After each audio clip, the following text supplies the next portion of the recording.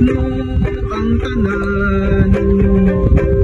Akong ikaawhag mga igsoon, mubarog maning kamo, ay pinangga kita sa Dios.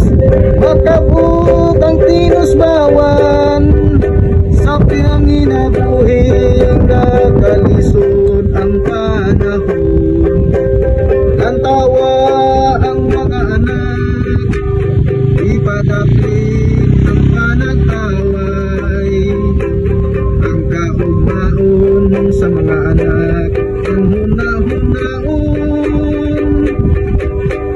Ang grasyang lumalabay, atong naampingan, bigasa sa kahitasan, alam kaniyang sa katawhan.